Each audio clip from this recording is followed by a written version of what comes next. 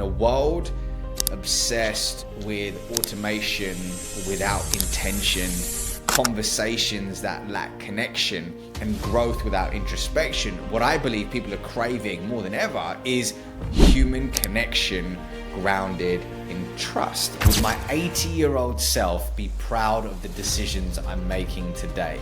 A regulated leader is the best type of leader. With an existing relationship where you're looking for depth and intimacy, how are you is lazy? How are you is lazy? Thank you so much for joining us on another episode of Ore-atory. I'm Lindsey Schultz, your host, and today our guest was Ravi Rajani with the book Relationship Currency.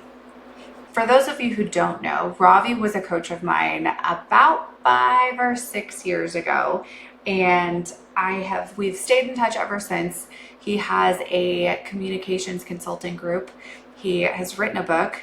He is a keynote speaker, and I am infinitely sort of, inspired by the work that he has done. So today I have the great pleasure of hosting him on our podcast, and I think that you're in for a treat. So if you have any interest in becoming a better speaker, communicator, etc., definitely check out his book, but also his website, and all of those will be linked for you here. Thanks so much for joining us.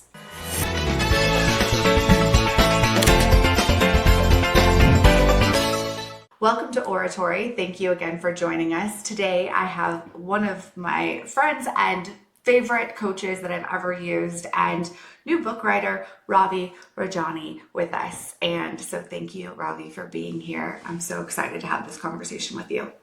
You said there's no rules. So no rules. No rules to how this podcast should run. So let's start with the following. You said one of my favorite coaches, and you didn't say the favorite coach. So yeah, I don't know. I'm kind of upset now. We started. If nothing, I guess I'm honest, but okay. What I would have thought you said is, I made a mistake. I meant the favorite, but you're like, just own it. I'm honest. And you know what? I rate that. I honor that. I respect that. I respect that. I like it. I've used a handful of coaches, and for what we have done, I will say that you have been the most influential person on how I think about what I do, how I think about what I do, how I want to frame it, and really we'll talk about your book that you just wrote, but I set out goals for this year. And one of those is to be a better listener, because it's so key in what I get to do every day. But you spend as much time talking about being an active listener and asking really good questions as you do about how to communicate. And all of that wraps into one. But I'm just saying that you've influenced me massively, and I'm grateful for it. And I'm so excited to have this conversation. So yeah, you're one of my favorite coaches, but you fill a very different gap than others have. Oh, I'm only messing, my friend. I receive your compliment with open arms, and thank you so much. And I actually can't believe it that it's probably been around 4 or 5 years since we worked together, if I'm not mistaken, because we met through a mutual friend in 2021, 22, and then we ended up working together maybe a year or two after on crafting your signature story for stages and conversations and all that good stuff. And here we are. So yeah, I appreciate you acknowledging me. I'm only messing with you. And yeah, I'm happy to be here, chop it up with you, and also operate with no rules. No rules is the best, because I think the moment I tell somebody like don't cuss, they're like, oh shit, and then things go off the rails. So we can do whatever we want. I have a 3-year-old and a 1-year-old, so I have lots of rules in my house. So if I say to my 3-year-old no rules, actually to be honest, they operate like there's no rules, so I don't even know if that would make a change. But I do love the idea of digging deep into what you said earlier about listening being really the foundation for being an impactful communicator. Because growing up, I know when I think about myself, how I thought about communication, how I thought about charisma, how I thought about storytelling. Let's take charisma, for example. And that's habit 3 inside of the book. But growing up, Lindsey, I had charisma all wrong. I used to think it was about accolades, awards, admiration. And look, I've got to acknowledge that my younger self did the best they could with the consciousness they had at the time. So I honor that version of me. But I would say I've evolved. And as of today, what I deeply believe is that charisma is about making others feel significant in your presence. And it's an innate superpower that we all have. And as a leader, making people feel like they matter when they're around you is very important, I think. What about you? Given there's no rules, I'm going to ask you questions now. So what do you feel, Lindsey? I knew you were going to turn this around on me. I was like, Ravi's going to ask questions. He's going to guide this whole conversation because you're so great at it. So I'm prepared for this. I agree with you. I also had the idea that charisma was somebody that sort of walked into a room and was magnetic without having anything else, right? That like people just gravitated to them because they were charismatic, and that was undefinable in my brain. And you just watched people float around. But then when you really get to know them, you realize that they're that way because they're receptive and engaged, and they're listening, and they're giving people space to be themselves. And I think that really is the magic of charisma. And I read the book, The Charisma Myth, and all of those sorts of things. And that sort of tipped stuff on its head for me as well. And so I've obviously spent some time thinking about this, but charisma is a really interesting thing that you have to figure out how to cultivate. And I do think everybody has it. You just have to spend time figuring out exactly how to do it. And what we just said is part of it, I think. But I think I've missed your question. No, I received that. That. And on that point around when somebody walks into a room and can instantly magnetize the others in the room, what I've seen, and I don't know if those in the mining industry listening to this right now can resonate, but what I feel is the biggest tragedy is when somebody outwardly, whether it's on stage or when they're speaking in front of a room, can come across confident, articulate, and what society would call charismatic.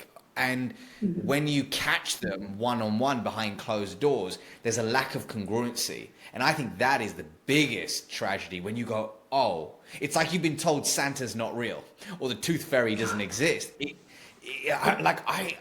Speaking of that, I remember when Will Smith slapped Chris Rock. That was one of those moments of Santa doesn't exist for me. I remember seeing it. I was like, oh my gosh, my childhood hero, rather, the Fresh Prince. Like, this guy, he's human. Yeah. He's human. And I think it really humanized him, which is also incredible, because all of us are doing the best we could with the consciousness that we have, and we're all human and we make mistakes. But I remember that felt like a Santa doesn't exist moment. And I've just gone on a tangent, but I like this tangent, and I'll tell you why, because there's no rules. There's no rules, and I think this is a good theme for us. When there are no rules, I think that we get to be more authentic and ask the questions and live the way that we think we ought to be presenting ourselves. But sometimes, like in your book, we're talking a lot about detachment from some of our self-limiting beliefs. And I think addressing some of those things head on at the very beginning, like you say in the book, was really hard for people because they want a solution where they don't have to look inside all the time. And so that's like a formula for success, or for how to communicate, or for how to win, or whatever it might be for them. And I loved that you weave in some of this idea of detachment and self-reflection throughout the book. And it was very Buddhist for me. So I don't know if that was intentional, but there was a lot of that kind of going through it. And for me, I guess my question to you would be, I'm sure that was intentional, but I would love to know more.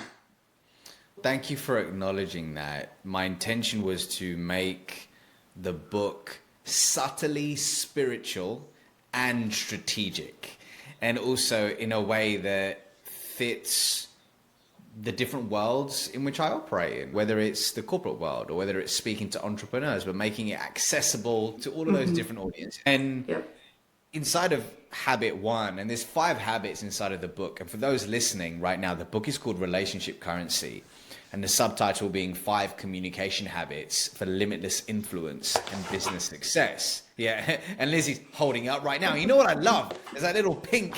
That means you've highlighted it. Yes. There's all kinds of little green highlights in here throughout. So cool. I Yeah. love So it. That's the biggest compliment ever, my friend, by the way. I'm a good study. When I see that. Thank you. And so the book really is about the following. In a world obsessed with automation without intention, conversations that lack connection, and growth without introspection, what I believe people are craving more than ever is human connection grounded in trust. But the question is, how can we communicate in a way with our prospects, customers, and team, partners, shareholders, the list goes on, in a way that actually builds trust and cultivates an authentic relationship, with the byproduct being more sales, business growth, etc., etc. And with the 5 habits, let me list them out for you actually. So habit 1 is transform your story. Habit 2 is ask conscious questions. Habit 3 is unearth your charisma. Habit 4 is tell stories that inspire change. And habit 5 is become the trusted guide. And what Lindsey's talking about right now is habit 1, where really what I invite people to think about is joining me on a journey of introspection, because they have a phrase in the UK, and I don't know if this is rude or not, but I'm just going to say it. You can't put lipstick on a pig. Is that a phrase that you've heard of? That's a phrase, yes. You can teach somebody the hacks and the gimmicks and the tricks, but if your foundation is wobbly, once again, you can't put lipstick on a pig. So really what I invite people to do here is get introspective. Get introspective. And one of the first things we talk about along that journey is the labels that we give ourselves, which create certain beliefs and thus stories. And as we go through that book, or rather through that chapter, through that habit, I give a 10-step process for reframing your internal story and ensuring that the story you do tell yourself is a positive one, that really is mapped to the abundant version of you. So the work you do in the external world, the way you lead, the way you communicate, the way you present on stage is influential, is impactful. And to take it back, one of the things that we begin with is talking about labels, right? And something I like to think about is, imagine going into your kitchens. Okay, Lindsey, if I went into your kitchen right now, and I don't know if I want to know, but if I went to the top shelf, what would I be able to grab? Cereal. Okay, cool. What cereal? It's kids cereal. So I think they've got like whatever those cinnamon things are. Cinnamon Toast Crunch at the moment. Okay, cool. And imagine if you went into the top shelf of your kitchen and you grabbed a box of cereal and you couldn't quite understand what was in it. You would feel worried and you'd be like, I don't really want to. What am I going to eat? Right? Yeah. Exactly. Yeah. So that's not great. So what we look at when it comes to cereal, we want to label it because we want to fix the identity of that product. We want to know what's inside it. We want to know which company is producing this. It's all good stuff. We want to fix the identity of that product. But if we apply that to human beings, you, I, the people listening to this right now, what I believe is that can be detrimental, because labels, when we try and fix our identity, on the face of it can give us confidence and it can give us a sense of belonging. But if you look deeper, they can create these self-imposed prisons and cages, and they can lead us to playing small and engaging in behaviors to protect that identity. For example, so many people say, I am an entrepreneur, or I am a leader. So let's work through the one for I am a leader. And on the face of it, it's harmless, right? It's a title you've been given through work. But let's say you are listening to this right now and you secretly not enjoying leadership. You secretly don't love the reality of leadership. You fell in love with the concept of it, but you don't love the reality. But you have given yourself a title of I am a leader. All of a sudden, you get a call tomorrow. Ring, it's your friend, Jamie. And Jamie says, listen, I've got an opportunity for you. It's at Company X with Janet, who's their CEO, Janet, right? Janet, she's that incredible people-centric leader that is very intentional about who she takes on, and she is looking at you. She would love to bring you on, but not as a leader, as an individual contributor. It would give you more fulfillment. It would give you more money. It would give you more inner peace. It would give you more time with your family, but you say no. Why? Because you have to operate in a way that is congruent with the label you've given yourself, because how you're thinking, how will this look to the external world? I am a leader. I cannot go backwards. Versus saying, I am someone who leads a team in this season of my life. So when we open up our identity, we become multifaceted human beings, and we expand our being, and we become more open to the different ways in which we can receive abundance in this life. So I've done a lot of talking here, but anything coming up for you, Lindsey?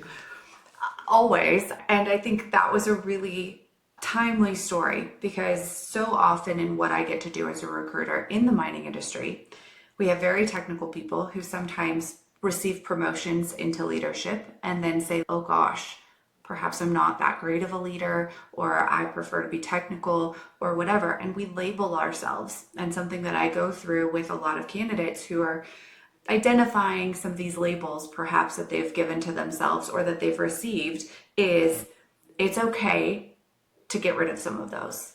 Let's identify what you love and what makes you excited to show up every day. Get rid of the other ones. Look at your resume. Look at how you're talking about yourself. Look at how you go and tell that story when you interview and when you're on social media, LinkedIn, etc., so that the world then rebrands you and understands you as what you truly see yourself as versus what you've been labeled. And so I think this is a perfect example. So I appreciate you bringing it up without my asking. There you go. It's a beautiful prompt. And on that topic as well, I feel as though one label that is rife, which I feel can, keyword can, be problematic, is this extrovert introvert label. People will say, but I'm an extrovert. I can't do X, or I'm an introvert. I can't do Y.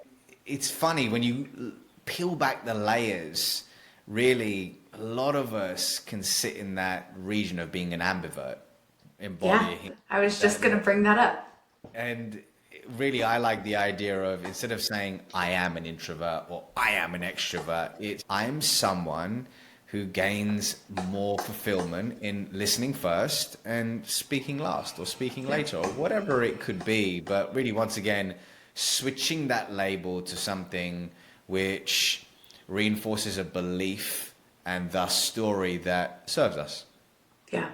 And I think that's really important to bring up, right? Because I think if we're conscious of the tools that we can use that serve us at whatever times, right? Sometimes it pays to go home and recharge and be a bit introverted and shut all of that noise off and do exactly what we're talking about, being introspective, etc. Other times you show up to something and you've got to go speak, and perhaps you turn on your extrovert switch. But labeling yourself as any of those is limiting. And while one may be more innate than the other, you can live in a blur of any of those worlds at any given time, in my experience. Yes, I really like what you said. And actually, funny enough, it's bringing up for me is the following, is that when I was writing the book, this was my first rodeo. I hadn't done this before. So one thing I was intentional about was embodying the identity of an author. So I would say I am an author. Sure. I am an author, because I wanted to embody that identity. But what I did very quickly was shift it to I am someone who writes books. Because then what? Do I say no to consulting? Do I say no to coaching? Do I say no to speaking because I am only this thing? But I do feel as though embodying that identity at the start was really helpful for me. So once again, there's nuance in everything. And I believe that there's a time and place for both. But what we're trying to say here is, when we fix our identity, we can often limit all of the good stuff that life wants to give us, because we operate in a way that is congruent with that label. Sure. I absolutely agree with that. I have a question for you that's slightly off track, but on track. What made you decide to write a book? So 2000, my daughter was born September 2022.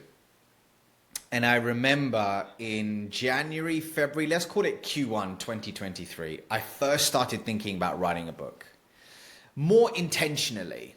I was like maybe passing thoughts previously. I can't fully remember. But in 2023, I actually started booking calls with people in my network, asking them questions, doing some research. I was being very active versus passive about it. Sure. And here's what happened, Lindsay. Intellectually, it felt like a hell yes. But intuitively, it felt like a hell no. So I was like, you know what? I'm going to listen to my intuition. I'm going to increase the volume on that. And I'm going to say no. And I'm so glad I did. But fast forwarding to 2024, Okay. around April-ish time, I was on a call with my mentor. And I remember we were crafting and designing my vision for the next 18 months to 2 years. And after we had done that, he said something. He asked me a question, which actually segues beautifully into the next habit of the book. But he asks me a question which sparked creativity, instantly put me in a reflective state. And he said something along the lines of, hey, does the idea of a book feel exciting and expansive for you in this season of your life? And I remember tapping into my intuition and feeling like, wow, this suddenly feels like a hell yes. But intellectually, it was like, no, what are you doing? You've got this to focus on, you've got that to focus on. But I leaned into my intuition and I said, let's do it. Let's do it. And my son was going to be born in December, or rather was born in December that year. And I said, you know what? I need to get it done before then. So I built a team around it, like quickly started to take imperfect action. And then it got to, I remember, maybe a week or two before my son was born. And the manuscript just wasn't in the state that I would want to publish it. Sure. As in, I thought, if you write a book, you've got to be deeply happy about what you put out into the world. You don't just want to write something for the sake of writing it and squeeze something out, which does your future self a disservice. So I said, you know what? I'm going to honor the timeline that this book has, and I'm going to get it just right. And that's what I did. I got it just right, in my opinion, according to my lens, and it ended up coming out in November 2025, and here we are. There is no perfect time to do anything, but you said something that I think makes so much sense to me, and it was imperfect action. And so you just make something, you move it forward with the intent of doing the best you possibly can, but that evolves as you're practicing whatever it is you're doing, whether you're writing, whether you're honing a craft, leaning into leadership, whatever it looks like. And I think there's really, it's important for us to understand that sometimes you may have a goal, a target, a destination, but however you get there changes as you learn more and figure it out. And in the midst of trying to have, or I guess about to have the second kid and have a business and coaching and speaking and all of the rest of the stuff, like that is not an easy time to dedicate probably the attention that it requires to do this. I'm really impressed that one, you were able to do it in the midst of all of that. And two, I've read a lot of books, and I think sometimes people write it and it turns into something that is stuff you've heard from them, but none of it necessarily profound. And your book sounds like you. There's all kinds of Ravi-isms in there, I think. And so like you made the rewind sound in this, and in the book you'll say things like, don't get it twisted or whatever. And it's very authentic, it's very human. And then there's so much like little nuggets that you drop into it. And then they're rooted in with other scientific theories and other psychology and all kinds of other books. And so for me, for you to have written this as fast as you did with all of the other pressures, taking imperfect action seems to have resulted in something that really is so impactful. And I'm just wildly impressed that you did it under 6 months or whatever it was. Thank you, my friend. Yes, I think, and don't quote me, I'd have to get the exact dates, but I feel as though the writing process, and I took about a month off from writing around the time my son was born. maybe a little bit more, maybe 6 weeks. That time was a blur, as you can Yeah, imagine. there's no time during that time. I don't know. But I think the writing journey probably finished around June. The editing finished, yeah, June, July time, maybe Yeah. around then. So let's call it 11 to 12 months Yeah. it took. But Still. one thing I did do, Lindsay, and maybe the leaders listening to this right now can resonate with this, is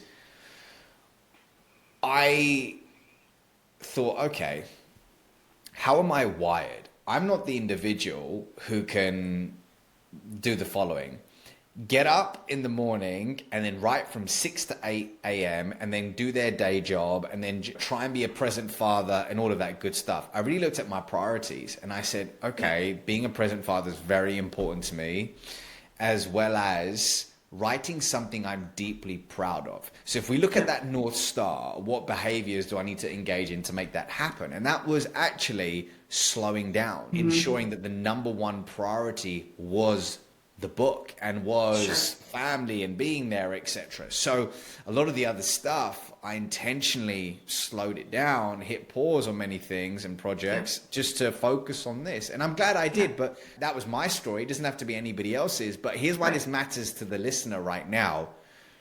Often we can feel hurried by somebody else's timeline. And what I found is one of the most impactful ways to really get an understanding of your truth, your rhythm, is just slowing things down.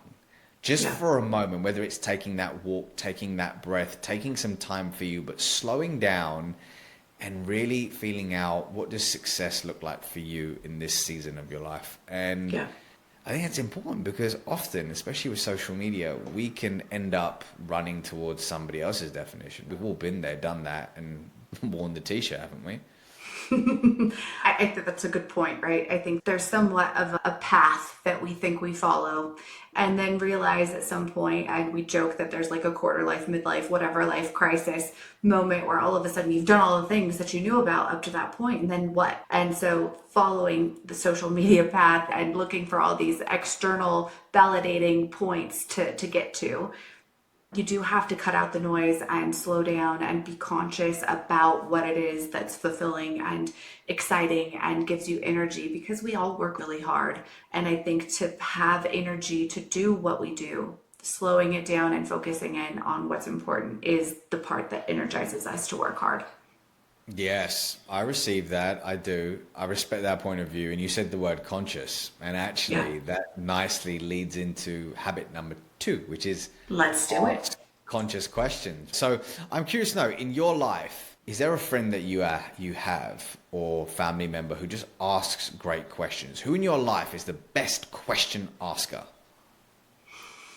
I love good question askers. I think my 6-year-old is a really good question asker because he's not encumbered by any of the stuff that we tell ourselves. It's rude to ask, it's not polite, whatever. And he just goes for it. And sometimes he just cuts right into whatever it may be. And it's all important to him, right? So I think he's a really good question asker. I also have another friend, and he's actually been on the podcast, but he asks great questions as well. And so that's Sam Nauer. And so I actually interviewed him about a week ago. So those of you who know Sam may know that he's a great question asker, but they're ones that make you pause before you can answer. So what does he do? What does he do differently to the other people that you connect with on a day-to-day basis? And by the way, about your son, get it. My 3-year-old asked me, what's that on my face? And I was like, that's a great question. What? That's called a spot. That's a pit bull. What that is. Yes, thank you. Thank you so much. Kids are great. So what is it? I think Sam is a good question asker because he's deeply interested in understanding people, in understanding what makes things work, and trying to use that to be better himself. So what about his questions make you believe he's interested? They're not easy to answer, and he's going to have to listen to whatever nonsense I spout out that could take 5 minutes. He's patient and willing to listen and allow you to answer, to give you the space to do that. And I think for me, when somebody says, how's work? You can come up with one answer. Good, busy, this, that, whatever. But if somebody asks a question that takes you a second to think about it, is work keeping you engaged? Is it fulfilling? Is it challenging? Is it something that you look forward to doing? Whatever it might be that hits a little bit deeper and makes you actually think and say, do I want somebody to know this? I think that is potentially a good question. Sounds like an interesting guy. He's an interesting guy. Yeah. Just like you, Ravi. Thank you very much. I appreciate that. And with regards to questions, something I talk about in Habit 2. And the habit Let's talk about Habit 2. Yeah, the habit is called Ask Conscious Questions. And by the way, listeners, when I say conscious questions, what I'm really talking about here is questions that are grounded in positive intentionality. And what Lindsey's doing there with all that paper noise is actually getting to Habit 2. That's what she's doing right now. I know. There you go. She's getting to I'm bringing it up. Exactly. I love it. There we go. So let's talk about two types. Actually, let's talk about one, and then maybe we could talk about another after. Let's keep it nice and focused. So inside of the book, I talk about asking empathetic questions. Now, empathy is feeling more and more like a buzzword in today's world. So let me define it to you, or for you rather, according to the lens through which I view the world. So an empathetic question is a question that shows somebody that you are interested in what they are emotionally invested in. So let's go back to one of the worst questions I believe we can ask someone. How are you? I really feel that question lacks depth and intimacy in the wrong context. Obviously, when you first meet people, etc., there's a time and place for that question. But with an existing relationship where you're looking for depth and intimacy, how are you is lazy. How are you is lazy. So Ravi, sounds good, sounds bold. What do we do instead? I'm glad you said that, Lindsey. So here's a little something called the what, feel, who method. And funny enough, it was born out of my own frustration of being on the receiving end of often receiving that question. Those who knew me on a deep level, but through that question often made me feel like they hadn't truly listened to maybe a conversation we had a week ago or two weeks ago, or rather. So the what, feel, who method would look like this. So the mining leader listening to this right now, you could go to your direct report and say, hey, how are you? When you're in that one-on-one coaching session with them. Or you could say, hey, Xander, the last time we spoke, the last time we were in this room, you mentioned that you were moving home, but you were feeling super stressed because your daughter was really unhappy about the change. How has she settled in? The what is moving home, the feel is stress, and the who is this individual's daughter. So what is important to the person opposite you in this season of their life? How do they feel about it? And who in their life is this impacting? Our job in a given conversation is to understand that, to unlock that, to extract that, for lack of a better word. So in our follow-up conversations, we can show somebody that we are interested in what they are emotionally invested in. And I feel as though something as simple as that can really build so much trust in a conversation, because nowadays, more than ever, in the noisy world we live in, making somebody feel understood is a superpower. It also leans into the idea of charisma, right? It does, because I do feel as though the individuals who ask incredible questions make you feel like they matter when they're around you, right? That's exactly right. Yeah, I do really feel that. So would you call Sam charismatic, for example, the gentleman that we just spoke about?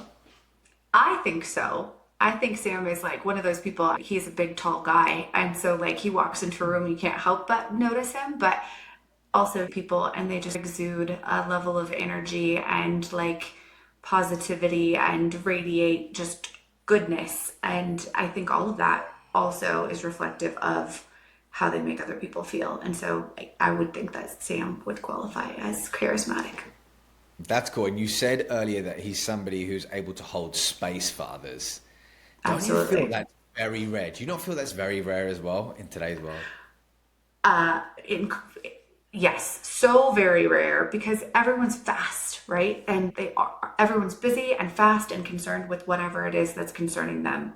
And I think, like you said, to slow down, to evaluate what it is that you want to do, to give other people the same opportunity gives them the ability to then do that in their own lives. I think that it's a tool that we can give one another by practicing it ourselves.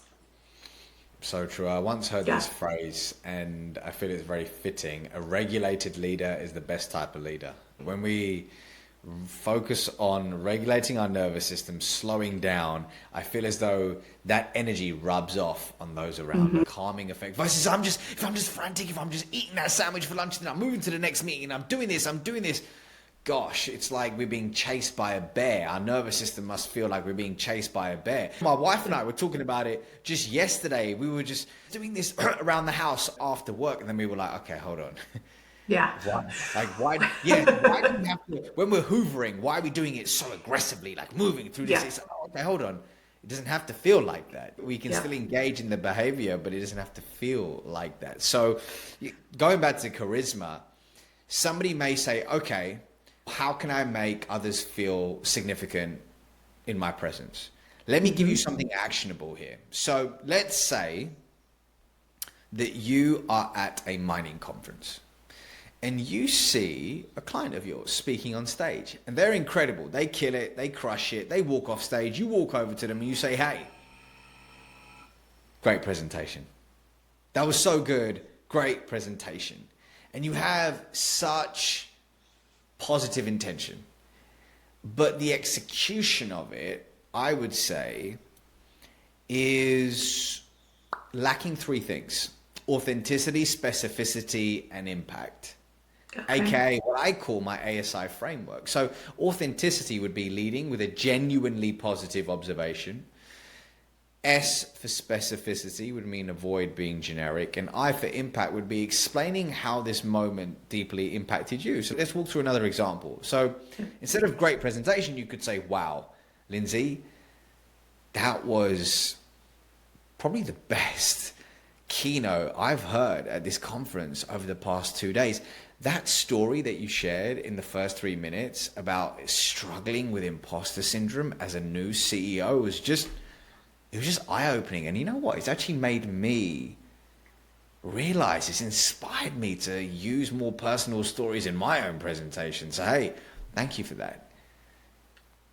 That feels different to me. Does it feel different to you, Lindsey? Absolutely. And this is something that you and I worked on when you were coaching me, and appreciate it. And this is woven in through the book, but it's so important, I think, to acknowledge that there are steps, right? You may think you're being authentic, you may think you're being complimentary, but without some of that specificity, people don't actually trust potentially that you're listening or that it hit the same way, because it's really easy to send flowers and say thank you, good presentation, whatever it is, but following up with some of the real nuggets that you took from it is the part that feeds them, I think, the true compliment. I'm with you. And as well as that, to build on that, I feel as though it exudes intentionality, which once again, as you mentioned, is missing in the fast-paced world we live in. And to actually go to the research here, and I talk about the research in my book in terms of the specific piece of research this relates to, but research has shown that a genuine compliment, when received, actually lights up the same part of our brain that gets activated when we receive a financial reward. That's wild. That's wild. That is wild. Right? People just want to feel seen, acknowledged, and understood. And I remember back in my corporate days, I had a mentor. And you know what he was incredible at? He was incredible at acknowledging me when I had done something noteworthy in public, and in a way that was so specific, so thoughtful, that I wanted to run through a brick wall for him. He had my loyalty, he had my trust, and it was crazy. And the funny thing is, when somebody does that, for example, this individual giving me a compliment tells others, oh, they value X, whatever X. They keep complimenting and acknowledging people who do X. What you're actually also doing is inspiring specific behaviors. Yeah. Because a reward, like a compliment in public, hey, people want that stuff. It's Absolutely. people want to hear that good stuff. So that's one way we can become more charismatic for sure. You've said two things that, like, for me, I think you've got two kids. I have two kids. And some of this stuff was part of what I heard and listened to and studied and knew a little bit, but became much more part of a practice for me when I was a parent. And the first one that you mentioned was getting your nervous system into a space where you can lead and be calm rather than flurrying around like a crazy person, because your energy is contagious for other people. And I think specifically in my practice, my younger son. So if I'm crazy, he's crazy, and we don't need to both be crazy. So like bringing that down a little bit and saying, okay, I'm gonna calm down and do this intentionally and not be a crazy person. And the second was what we just talked about in terms of giving specific compliments and feeding that as like a positive reward system. And I joke all of the time that for me, I became a better manager, leader, human being after I had kids. Why is that? One, I had less time for nonsense. Two, I could only be authentic because I was too tired to be anything else. And three, because they taught me how to embrace those things and practice them on a daily basis in my life, that then lended itself well into leadership and management and the function that I do every day. So have you found that as well, or were you good at this before? When we say good at this, good at being intentional about lowering your energy level and making sure that you give space to other people and not, like you said, hoovering and like being a crazy person and doing all of this stuff too quickly because you just needed to get it done, and figuring out how to pay specific compliments and praise and giving positive feedback to others before you had kids? Or have you learned how to do it better? I just told you yesterday, my wife and I were hoovering like crazy people. So, it comes in as needed. Yeah, and it's a practice. Yeah, exactly. And I say, here's the thing: we're not striving for perfection because perfection doesn't exist. Yeah. What we're striving for is the awareness, the shift in the story we tell ourselves, as well as when we do engage in specific behaviors, we're able to catch ourselves in the act and also substitute it for something more healthy. So I'm imperfect, just like you, my friend, whoever's listening to this, just like you. But what I will say is, I believe children has made me a better husband, friend, son, brother, speaker. The list goes on. So much so that I'm actually in a mastermind, which is specifically for men who are fathers or who are about to become fathers, who are married or love the idea of marriage with their partner, and that's on the cards, and run businesses and care about their health, care about specific pillars of their life, really care about excellence in all of those areas. And it's really interesting to see the different types of men that come together we talk shop once a week and then have a wider group meeting every other week. And what's beautiful about that is you definitely realize that the journey of being a parent is secretly a personal development journey in disguise. You're nodding your head. So it teaches you so much. And whilst it has its moments of being incredibly difficult, what my truth is that it's required a different version of me. And it's required me to elevate. And because it's required me to elevate, that's leaked into other areas of my life. One thing it has definitely, one thing I'll give you an example, which it has helped with, which has leaked into the business world, is you have to care about what your kids care about. Yeah. So whatever it could be, whatever TV show, whatever puzzle or book, whatever it could be. And with our clients and our team, we have to care about what they care about. And what we're really talking about here is, and as I talk about in the book, is ensure that we're always interested in others versus leading with trying to be interesting. Yeah. Lindsey, have you ever been on the receiving end of a conversation where somebody just talked at you and you look at the clock and 29 minutes has gone and you go, wow, there's 1 minute left and I just don't feel heard in this conversation. They've showed no interest in me. Have you felt that before? Absolutely. Sucks. It's miserable. There's no reason to go back to that, right? And so sometimes we have to work with those people and figure out ways of maybe getting them to see beyond themselves. But it's not a fun experience for anyone, I would say. No, it's not. It's not. And once again, we're all doing the best we could with the tools and the consciousness that we have right now. I genuinely believe that. But when we're on the receiving end of that, it can feel tough. So I feel as though there's so many lessons that parenthood has taught me, which I've translated into business. But one thing it has definitely helped me lock into is what really matters. And there was a question that was asked at the mastermind I was at. It was in North Carolina. We all met in person in December. And the guy who was speaking for a specific workshop said, I like to ask myself the following question. Would my 80-year-old self be proud of the decisions I'm making today? And I was like, wow, that is powerful. That is potent. It's such a great question for just snapping you into alignment, really. So I would invite the listeners to ask themselves that question. In business, in life, are you operating in ways which your 80-year-old self would be proud of? And here's one other question which came out of the group yesterday, and I think I've got it written down, is if you repeated last week, the last 7 days, this week, where would you be in a year's time? Interesting. I like that question.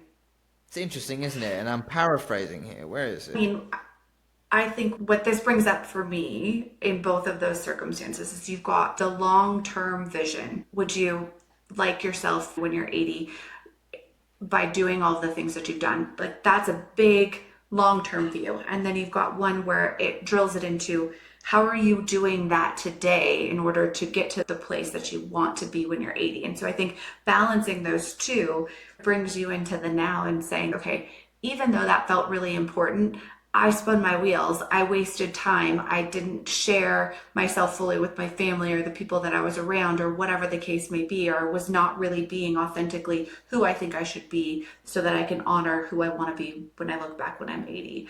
And so that makes so much sense to me. I wonder if there's a good question to ask ourselves somewhere in the middle, right? Like, how do I get to a point? How do I get out of this last week if it wasn't where I want to be so that in a year from now, I'm etching my way towards where I'd like to be.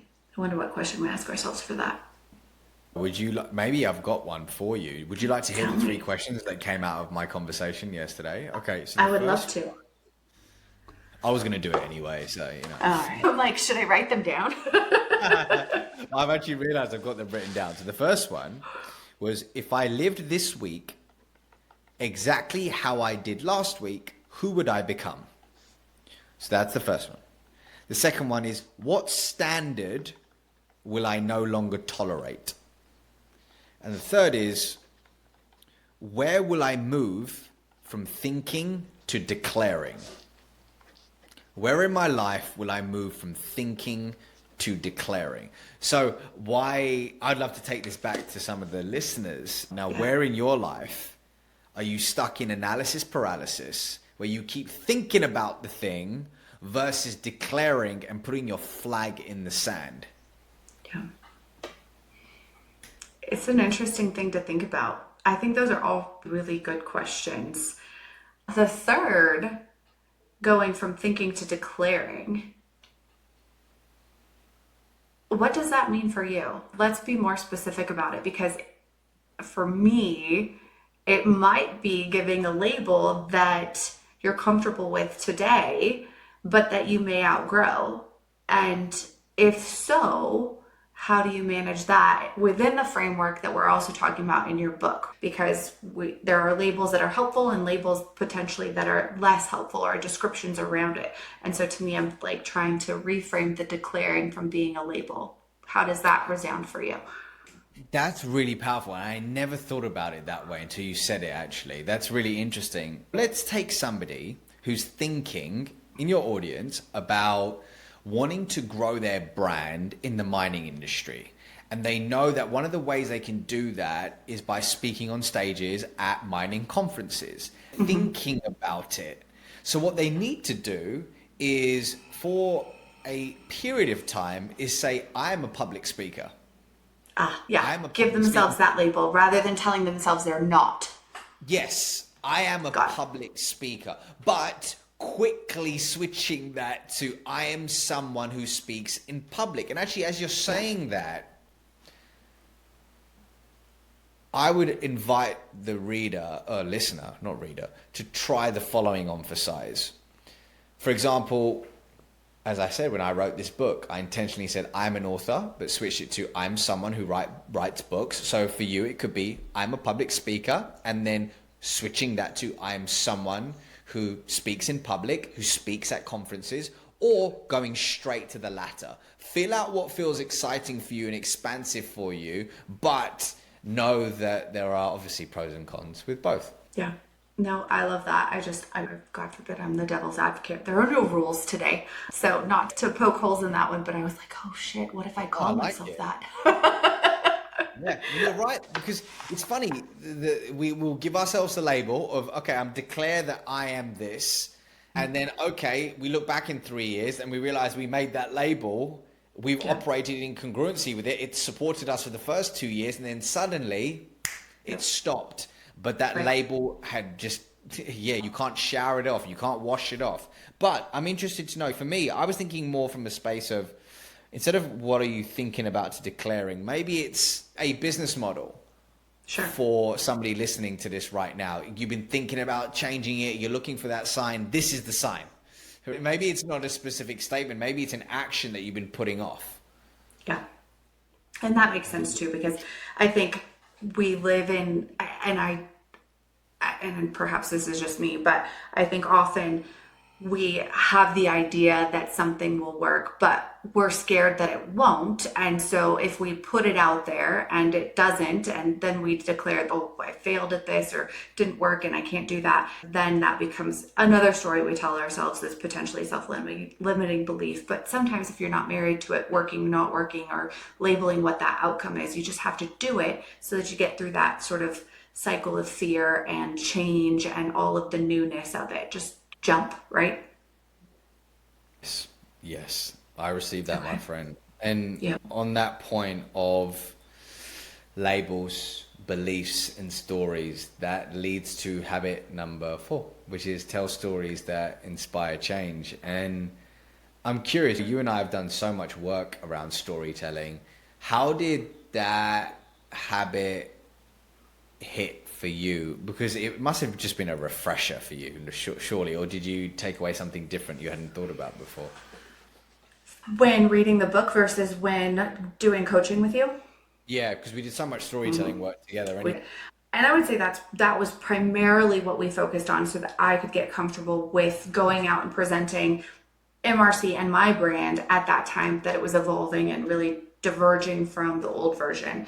And so when I read your book, for me, it was a bit of a refresher, but because we're always evolving or trying to evolve, I think that it gave me different nuggets to think about. And so when we're talking about storytelling and being authentic and using this as something to establish trust and rapport with others, I thought, what are the things that I know about myself today that I didn't 4 or 5 years ago when we first started working together, and how has my story evolved?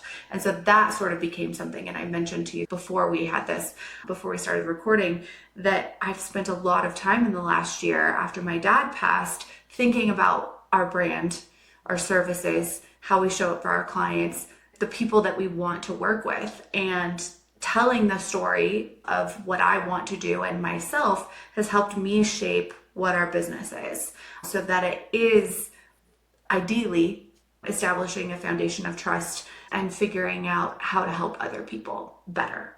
And so it refreshed my idea of how do I tell my story? And that's changed a little bit, but we really dug the last one in there. So I'm having to evolve in how I share that story now.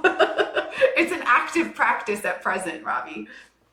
Whoa, we did it so long ago, and you've evolved, the business has evolved, but hopefully that core is you still don't. there.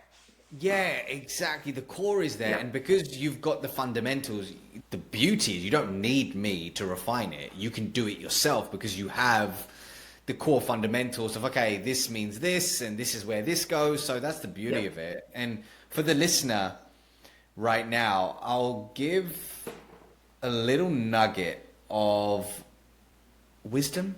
If I'm gonna say what I'm already saying, what I'm about to say is wisdom, which is dangerous. I'll let the listener decide if it's wisdom. But really, if you're struggling right now to craft a personal story that you can share with your team to build more intimacy, or on stage to segue into the promise and your solution and the mission and vision and movement of your company, think about it like this. Think about the following. Start with introducing the main character of the story. And with a personal story, let's say it's you.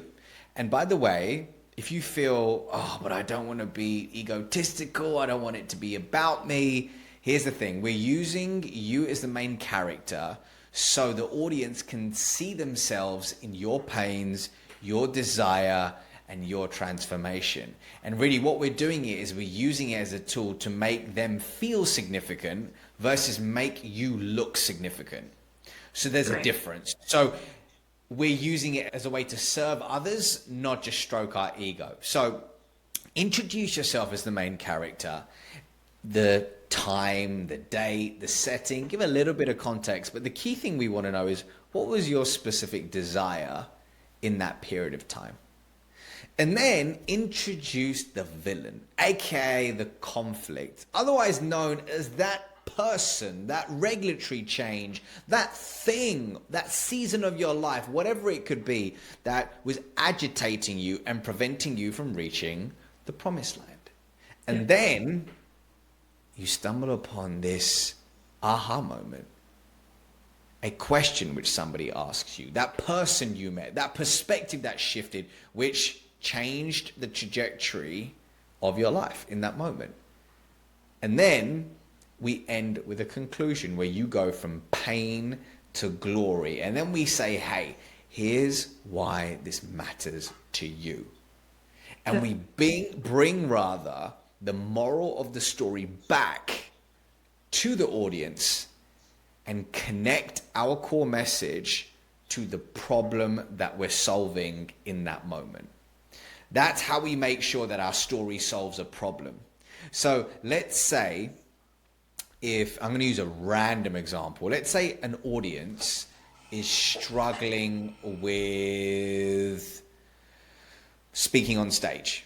Somebody could say, oh, okay, Marnie, I once struggled with speaking on stage and here's what happened and look at me now. Cool, that's surface level. If we look at the root cause of that, it's defined or labeled as imposter syndrome in the audience's eyes. So actually what we want to do is find a story, a personal story that's connected to imposter syndrome, and then bringing it back and saying, hey, here's why this matters to you, because I know everybody in this room right now is secretly struggling with the following label, imposter syndrome, and connecting it to why that means they can't speak on stage, and then segueing beautifully into your presentation. So I'm going to pause there. Actually, before I pause, let's quickly walk through that arc. Context, conflict, change, conclusion. The 4 C's. I have that in the book. Yeah, it's in the book. And the wider story framework is in the book, but that's the story arc which sits within the story framework, and it's in habit 4. But really, if that feels overwhelming right now, let's keep it even simpler.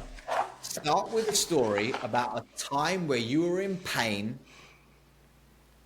and then experience the transformation, and ensure that the pain deeply connects with the people you're talking to. Keep it that simple. Yep. I'm like running through my signature story as you're saying this in your head. I'm like, and then I'm like, all of the coaching lessons are coming out, and I'm like, oh yeah. I'm just telling the whole thing in the background in my head. So, and I think the first time I met you, I had talked to our mutual friend, and I was like, listen, I have to go and give a speech, and I am freaking out because it's to students and they listen to people every single day talk at them, and I want to deliver something that's impactful and interesting and that helps. And he was like, okay, call Ravi. And so, he was like, I can't help you. You're up Ship Creek without a paddle, lady. And so he connected us, and I called you, and you were like, we don't, like, when is this? And I was like, oh, in 2 weeks. You're like, we don't have time to do the whole thing, but we can work on this. And the one thing that you told me at that point, I will never forget, and I use every single time that I try to deliver a speech that I want to be impactful and one that is just not talking at people, but that's talking with people. And it's hook, story, impact. And so that's like an initial framework where I think, okay, how am I going to start this? Rather than coming on stage and saying, oh, thank you for listening to me for the next 15 minutes or 20 minutes or hour, because that just doesn't do it. And I call them Raviisms, whether you're around or not. All of the frameworks and the way that you're able to ultimately teach and coach people to get from wherever they are to wherever they need to be. I don't know if people have told you that, like, innately, I think you're just a really good teacher. And I think that's rare because you have all these frameworks that just make you think about it differently. Thank you so much. It feels so awesome to be seen and acknowledged. That feels great. So thank you so much. And I had no idea that, talk about ASI framework right there, right? Embodying it so deeply, and the hook, story, impact. Yes, I had no idea that's like something that you think about all the time. Every time. It goes back to something as simple as, I remember I was training this sales team in Chicago. I think it was January 2023. Yeah, it must have been January 2023. And I'm teaching them how to craft an elevator story. The scenario was, imagine you're at a conference and somebody says, so what do you do? How would you answer that in a story form? And I remember there was a young lady there who started with an incredible hook that I was floored, right? I didn't know what to say. I was like, that's all, folks. I was like, this is brilliant, right? She said something along the lines of, so I said, hey, let's role play this. So what do you do? And she said, from everything that you've heard about us, or rather from everything that you've seen of us so far, what do you think we do? And I was like, whoa. Like, what a beautiful hook, right? And I was like, oh, but it was brilliant because she caught me off guard, and it was a real pattern interrupt, which is what a hook does. So when we talk about a hook, we want to make sure that when it comes to presentations, I believe one of the most potent ways you can begin is with a story. But if we lead with, hey, everybody, thank you for having me, it's great, no one cares.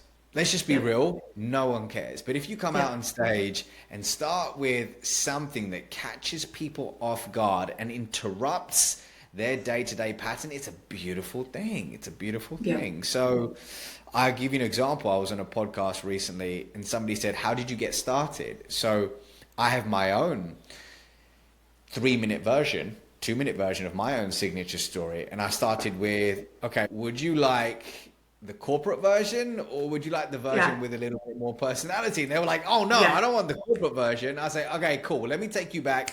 And then I enter with the context, etc., etc.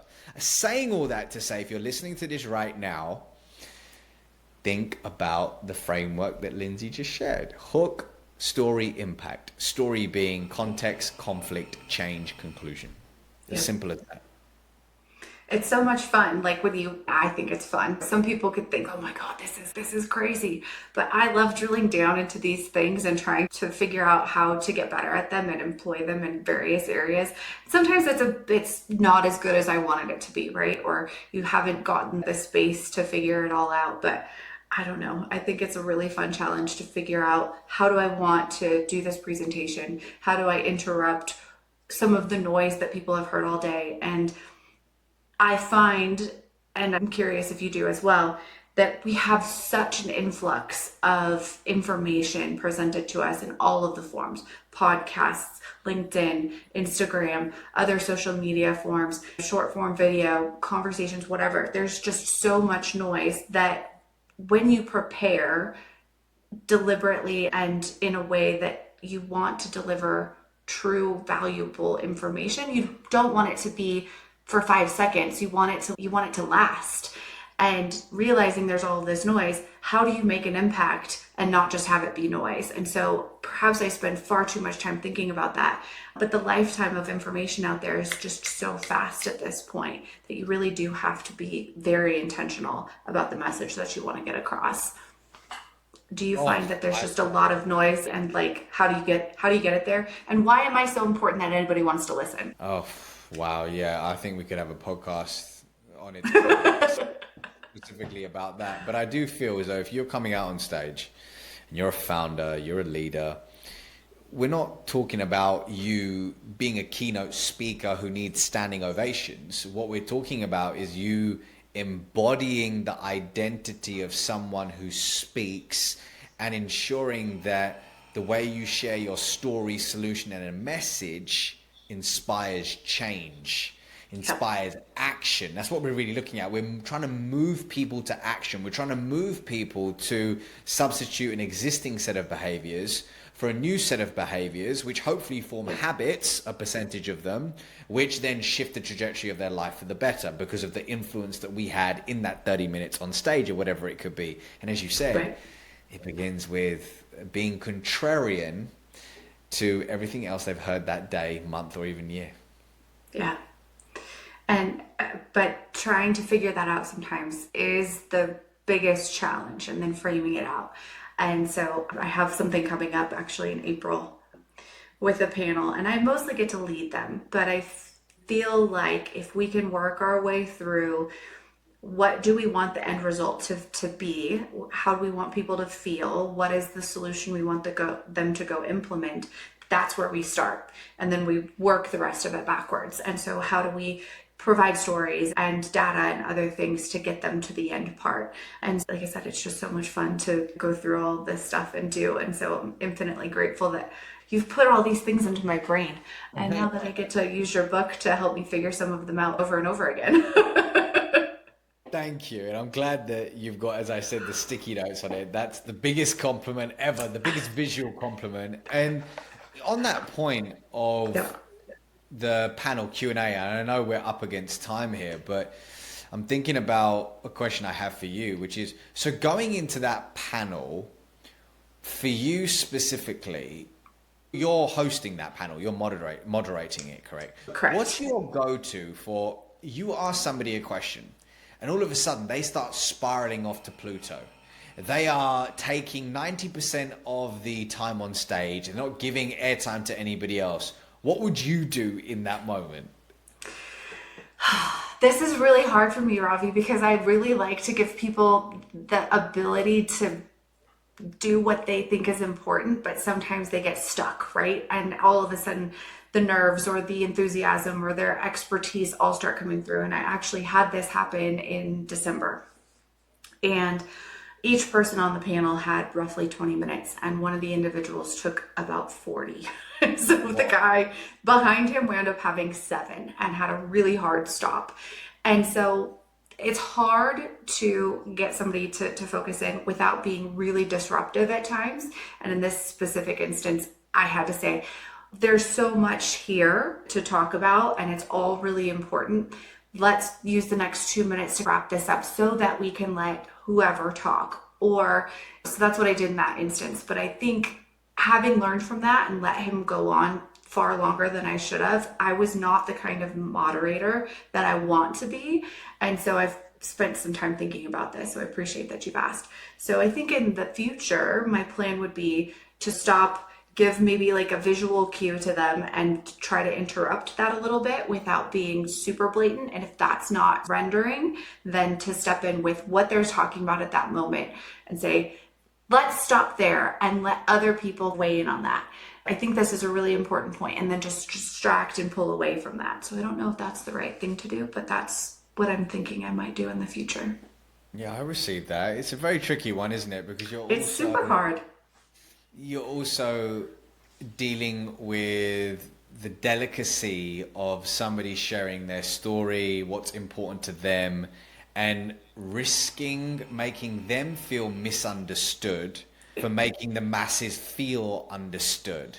And it's a delicate one, my friend. I hear you. I feel like it's difficult when we say this is right or this is wrong, because I feel what's wrong for you may look right on me, and what vice versa. Yeah, because it's personality, I think. Energy, personality, Yeah. one's swagger, how they operate, their playfulness, whatever it could be. Yeah, very different, my friend. I know. I'm gonna have to practice it because I have declared, and probably inappropriately so, that this will be my year of no, because I like to Okay. volunteer for lots of things. And I said 2026 is my year of no, because normally I tell people say yes and figure it out. And I've spent a lot of years saying yes and then paying lots of time figuring it out. So I was like, this Right. year I'm going to slow down and I'm going to Okay. say no.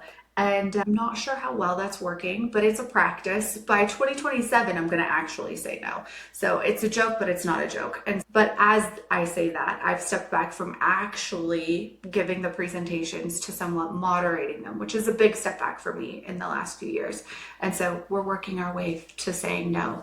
And I say that because I think we all need to give ourselves sometimes some external validation in those choices. So I'm just putting my thing into the world so I can say no a little bit more often and authentically. It's really interesting. Years ago on my podcast, I had a lady called Dr. Zoe Chance, who's an assistant professor at Yale University, and she teaches influence over there. And in one of her courses, in one of the modules, she gets people to say no to everything for 24 hours and just to try on for size. Yeah. And maybe the date is, maybe it's longer, maybe it's a week. I can't remember. Now, she said, obviously, don't get yourself in a situation where you're going to get a divorce because you're saying no to something. But we're talking about within reason, but really flexing the muscle of saying no, because here's what's true for me. And it's not my quote. I don't know where it's from, but when we say yes to something, we say no to something else. It's very important to protect our time and energy for sure. And yeah, it sounds as though you're in a season of maybe even going back to I get the feeling that you're going to do a circle. So you've gone from speaking on stages to doing panels, but I get the feeling you're going to do a comeback and go back to the stage. I have figured out that I actually enjoy speaking and that it wasn't nearly as scary as I thought initially Yeah. when we first did this. And so I think you helped me build a catalog of methodologies that I can use to confidently speak. So thank you. But two, once it becomes a practice and it becomes comfortable, and when you think you have value to add, then you should do it. So I'm not going to say no forever, but I have found that I really appreciate having the ability to help other people at times to shine in a panel, right? Because I think that they can reap a lot of rewards and the audience more benefit from them giving their knowledge and vantage point than I can just saying the same thing over and over again. When I've got something new and interesting and novel to share, then I'll go and speak. But at this point, I think I love bringing people together and getting them to talk about things that they love that other people will latch on to in terms of next things in our industry. That's really cool that you're in a season of shining a light on others. Yeah, That's awesome. Yeah, that's awesome. So yeah, I it's love fun. that for you, my friend. That's exactly what a Thank you. trusted guide would do, which leads us to habit 5, right? Which is become the trusted guide. And I'll be brief with this one because I know we've probably got 4 minutes here. But what I will say is a trusted guide, as I see it, is operating with a long-term mindset and helping others get more of what they desire without self-interest, and allowing the energy of abundance to organically find you in return. So let's now just completely simplify that to don't think short-term, think with a long-term frame, and help others get more of what they want without thinking about what you want. That's really what we're talking about here. And there's several ways we talk about that in the book. Yeah. But as you've read, but I really feel as though in a world where instant gratification is really rife, we can often engage in reactive behavior. And the definition of reactive behavior, which I love the most, is from the spiritual wisdom of Kabbalah, which states that reactive behavior is really any action that is grounded in lack, scarcity, or fear. Yeah. So when the world is noisy, when we're moving around from meeting to meeting, and we're seeing others on social media do big things, and we're seeing this, we're seeing that, all of a sudden we can engage in reactive behavior because we desire things overnight, aka instant gratification. We believe that if restaurant ready food can come to your door in less than 30 minutes, then why can't the same be for our desires? So that promotion, that pay rise, that big leadership role, Susie has it. She's only been at her company for a year. Why not me? All of a sudden we engage in reactive behavior because we want to speed up that end result. So what happens? We're in that meeting. We're in that promotional meeting. We're talking about us getting promoted, but instead of slowing down, we're reactive.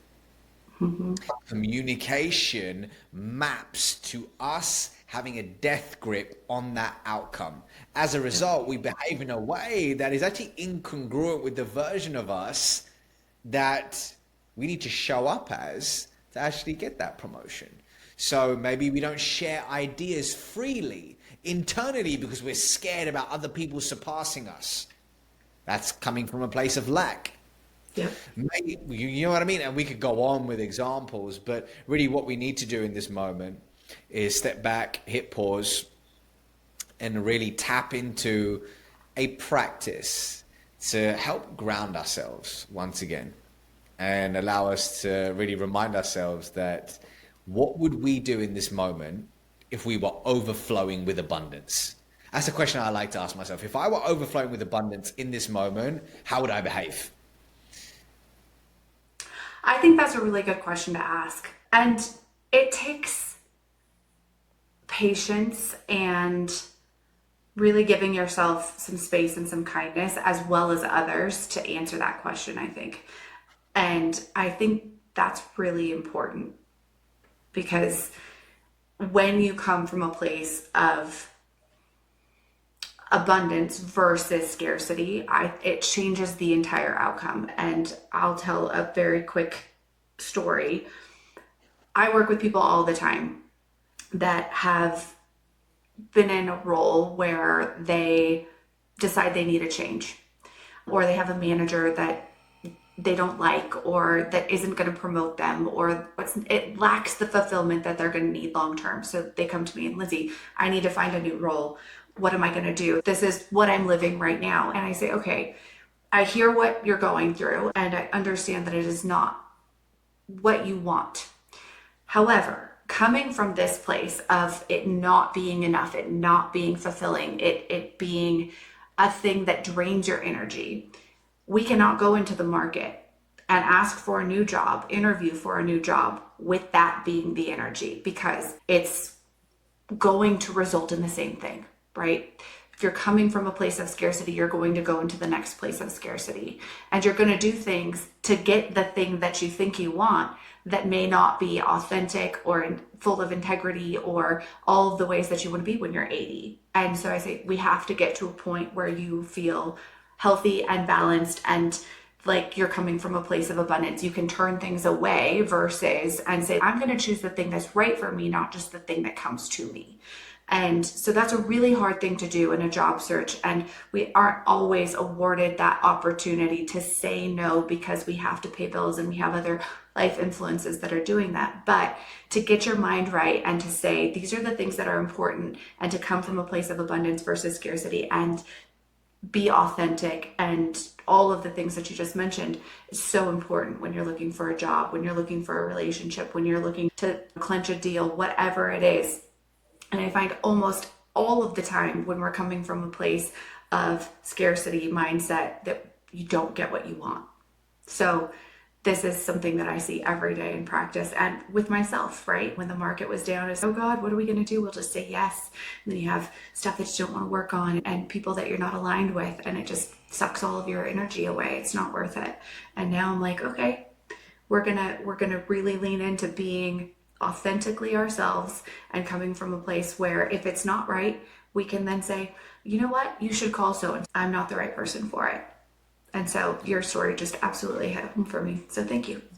What you just said there is that last bit is very powerful. Oh, hey, we're not the right fit for you, but go speak to XYZ. And that's what we're talking about when it comes to being the trusted guide, right? That's thinking with a long-term mindset. That's not being reactive. And that's thinking about somebody else's best interest. And hey, here's what happens. A year later, you receive the biggest deal of your life because that person referred someone to you, but it just didn't happen in the timing and path that you expected. But yeah, play the long game. I think that's a beautiful place to potentially finish. But I always like to ask my guests, is there any parting words of advice? I feel like that's a good one. Any parting words of advice? I would say parting words of advice. What's true for me right now?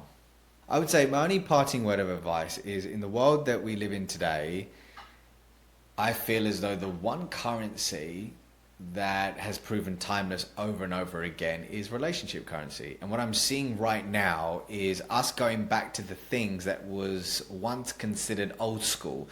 But I would say the old school is now the new school. Handwritten note, shaking hands, getting on that plane, picking up that phone, doing the unscalable things. I feel is so important today because people are craving intimacy. So it's something I'm practicing right now with my book. I wrote over 50 handwritten notes with packaged books and things like that. And I just feel as though taking the time to slow down and do those little things feels good, feels cool. I love that. And I'm reaching into my desk drawer because I literally just ordered cards that have my name and the company. And my intention is to follow up with people and with a handwritten note and say, thank you for having the conversation, for inviting me, for whatever. So we're on the same page. Love it. Love it. We are in sync, my friend. Thank you for having me. We are. Thank you for being here. I'm going to be technologically advanced really quickly. So if you guys want to find Ravi, here is, here's his book linked to Amazon. And so you can get it there, and that'll go away in a second. And bam, here's his website. So please go find Ravi and his book and help yourself do better and think differently. And if you have questions, talk to Ravi, and that's how you find him. And I can't say how lucky I feel that you came into my orb and have influenced all of the things that I've done for the last 5 or 6 years. So thank you, my friend. Thank you, my friend. I really appreciate that. And that was magician. Appreciate it. What you just did. You magician. All right. Every once in a while. Thanks, Ravi.